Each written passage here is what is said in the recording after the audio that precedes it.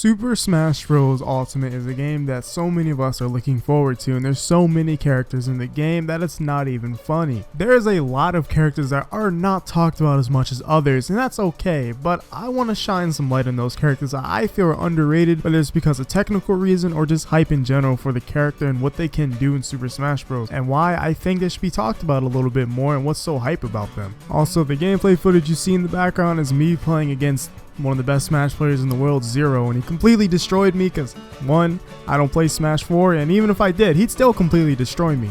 But I like to stick to Project M these days, and I'm using that game to help me get in shape for Ultimate. So big shout out to Zero. It was really fun being able to play against him because he was doing games against the subs on Twitch, so go check out Zero if you've never heard of him, if you haven't somehow not heard of him, but go watch Zero.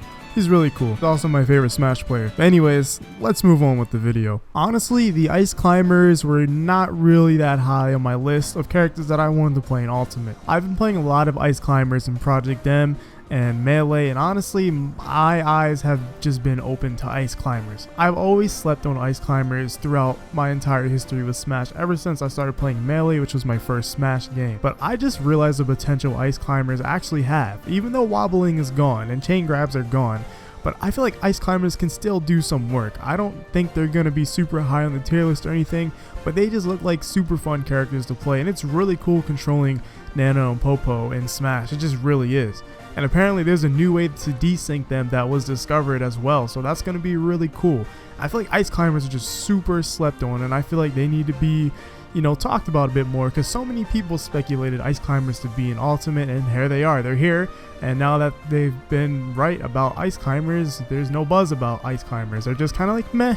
I just feel like they're slept on, and I really actually can't wait to try them for myself. I've been playing a lot of Ice Climbers recently in Project M, and it's really making me want to try them out in Smash 4. There's so many characters to play, and I just can't wait to play them all, honestly. Also, Ice Climbers Up Tilt is my favorite.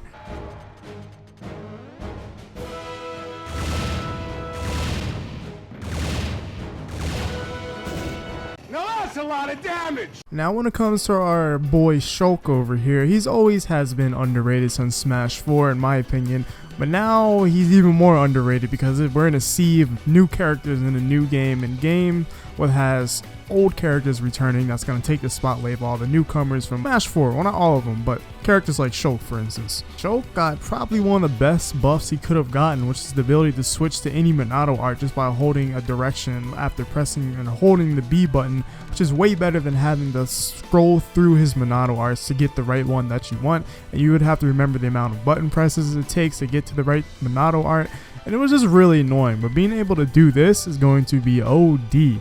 And it might make me want to pick Shulk up because, one, I love Xenoblade and Xenoblade 2, and both good games, and Shulk especially, his game is really good, and this makes me want to play this character. I think with this new buff, it's going to be easier to get into this character, and hopefully he has more than just that for buffs and some other hitbox buffs and frame data upgrades. But other than that, I feel like Shulk's just going to really get slept on. He's pretty underrated still in Smash 4, so I hope that doesn't carry over here, because I've literally not heard a single anybody say anything about Shulk. He was mentioned that one time during the Everyone Is Here thing, and that's when I was like, oh look, Shulk got a buff, and everybody moved on from Shulk. But they don't realize this buff could be huge, and honestly, I feel like Shulk is going to be a lot more fun to play because of that for me personally. That's enough about the Monado boy.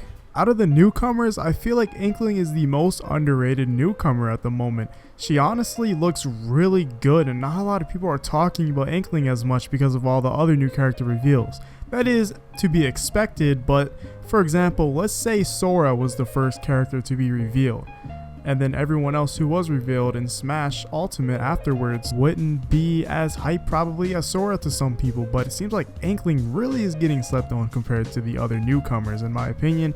And honestly, it's kind of crazy that a lot of people have forgotten about Inkling. Like literally, I've had people say, I forgot Inkling was even in the game. It's like, wow, that's crazy. That was literally the first things to be revealed, was even revealed along with the game. But I could see why. I do feel like Inkling is becoming underrated out of the newcomers, not in the whole roster in general. So I just feel like Inkling's toolkit is looking really good, and even one of the best Melee players, Mango's, like, Inkling is great. He's probably going to play Inkling if he sticks to Smash Ultimate, so I can't wait to see that. But Inkling looks great, and there's honestly not much to say about it. I did an analysis on Inkling. If you guys want to check that out, you can if you want to. Shameless plug. Oh, come on, it's my own video. Okay, moving on to the next character that I feel like is actually becoming underrated, which is Ike. Ike in Super Smash Bros. Ultimate is looking way better than he did in Smash 4, and he's faster, and his frame data is better, and he's just looking overall pretty good. Not enough people are talking about it, in my opinion. And one thing I admire about Ike still is he still does a lot of damage. Well, once again, another shameless plug, I did an analysis video on Ike as well, and I go in full detail about Ike's buffs and some of his nerfs, but mostly his buffs. But to sum it up, Ike is just a faster and stronger and better Ike than before, and him having increased speed and aerial movement is really good for Ike with a character his caliber, because he was pretty slow in Smash 4, and this is a pretty significant upgrade if you ask me.